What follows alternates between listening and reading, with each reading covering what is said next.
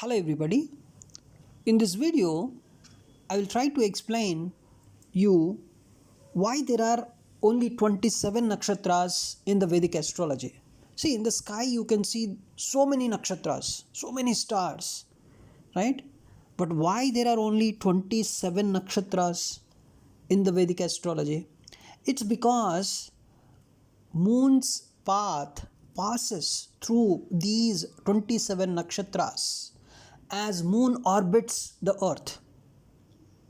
So now you got an answer that moon, of course, moon orbits around the earth, and when moon orbits around the earth, it passes through only these 27 nakshatras.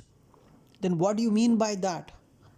It passes through, moon passes through these 27 nakshatras means what?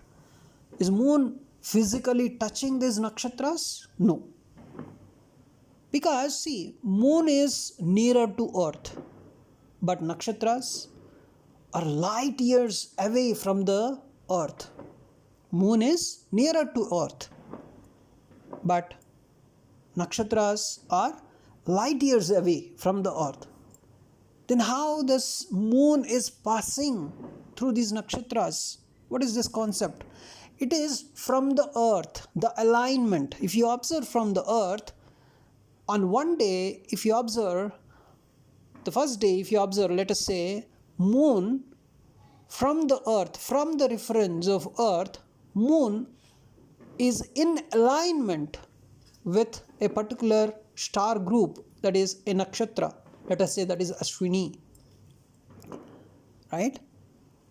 So one day, if you observe from the earth, the moon appears to be in alignment with the next nakshatra, that is Bharani nakshatra, right? So every day, moon, actually there are 27 nakshatras, and moon takes around 27.3 days to orbit around the earth. So each day moon stays in one nakshatra. So I don't want to go into the Abhijit nakshatra, those things we'll talk about it later. But I'm not going into the complex mathematics, of this Panchanga and all, how these whole things are divided. There's 15 days and another 15 days, right? So Padyami to Amavasya and then Padyami to Paurnami. This whole complex things, I am not going into it. But I am trying to explain you why there are 27 nakshatras. Because moon passes through these 27 nakshatras while it is orbiting the earth. So from the reference of earth, moon appears to be touching the nakshatra, is in alignment with so and so nakshatra. So today if you see moon, let us say it is in alignment with Ashwini nakshatra, and tomorrow if you see, it is in alignment with Bharani nakshatra. It is not physically touching Bharani nakshatra, it is actually in alignment with that from the reference of earth. Even sun is also, when sun is in Aries, it doesn't mean that sun is physically touching the whole Aries zodiac sign in the sky.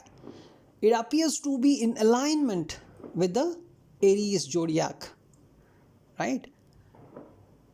So I want to tell you this particular the entire sky along the moon's orbit is, so based on this, is divided into 27 equal segments.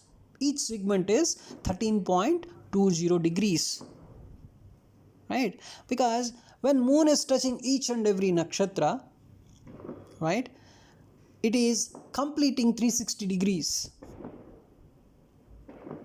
And then in 27 days it is completing it. So 360 degrees by 27 is 13.20 degree. Each segment is 13.20 degree. That segment is one nakshatra. So these segments are aligned with specific fixed stars, and each one is called a nakshatra. It's a fixed group of fixed stars. So as the moon moves, the moon travels roughly 13.20 degrees per day. So it enters and stays in one nakshatra per day and completes a full cycle of 27 nakshatras in about 27.3 days, which is we call it as a sidereal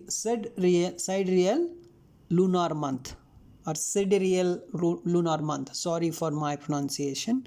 So sidereal lunar month we say. So this is why your birth nakshatra, that is your Janma nakshatra, is determined by where the moon was on your birthday. Right? So you can imagine a sky as a celestial belt having Ashwini to Revati, Ashwini, Bharani, Kritika, Rohini, like that. You can see all the 27 nakshatras, and moon moves through each nakshatra daily. So moon definitely, it's something like touches we say, but it is not actually touching the nakshatra, but from the reference of earth, moon is appearing to be in alignment with so and so nakshatra. So we say moon definitely is transiting through that particular nakshatra. So moon transits through these 27 nakshatras regularly, right?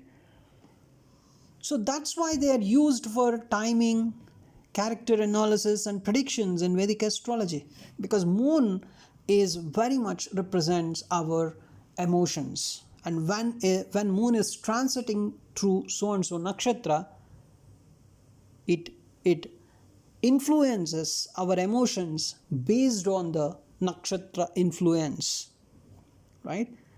Based on the nakshatra energy it is transiting through. And I want to tell you, moon is very close to the earth.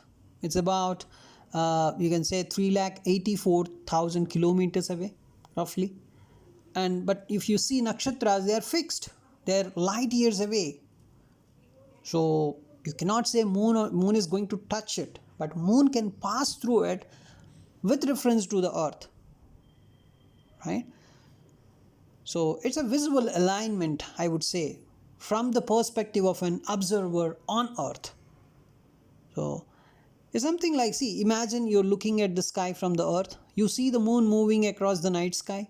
Behind the moon, there are distant constellations and stars, like a celestial backdrop, you can imagine. So as the moon moves, it appears to pass in front of different groups of stars. So these are the nakshatras. So this is exactly like how the sun appears to move through the 12 zodiac signs, Aries to Pisces. But in reality, it's Earth that moves. The sun just appears to shift against the background of these stars, background of these zodiac signs. So you can understand now why only there are 27. Because moon is completing the 360 degrees in 27.3 days, around 27 days. On each day, with reference to the earth, it is appearing to be transiting through some group of stars. So only those group of stars are considered. Let us say for this day, if I consider moon is appearing to be passing through some group of stars, I only collect those group of stars and I name it. Let's say Ashwini. And the second day, I observe moon is moving through or transiting through some other group of stars, and I take only those group of stars and I name it as Bharani, right?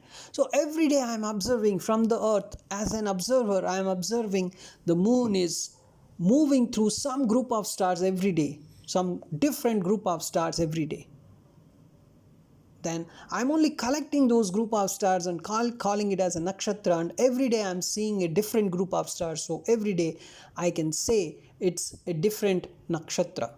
But after 27 days, again moon is going through the same nakshatra. Let us say today if it is Ashwini, yes, after 27 days, again you can see it is passing through the same group of stars. That is Ashwini again. And tomorrow it will transit through Bharani. So the moon appears to visit or transit each nakshatra for about 1 day as seen from the earth. So moon doesn't physically touch these stars because nakshatras are far beyond our solar system.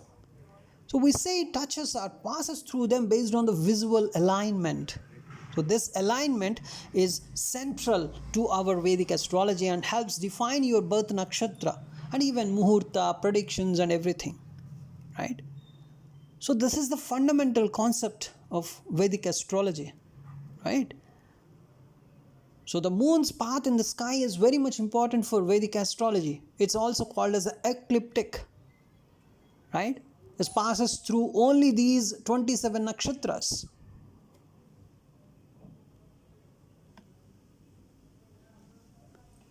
So the moon's path, the ecliptic, is the apparent path that the sun, moon, and planets follow through the sky, right?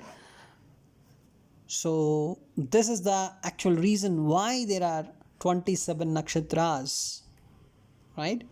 So thanks for watching this video.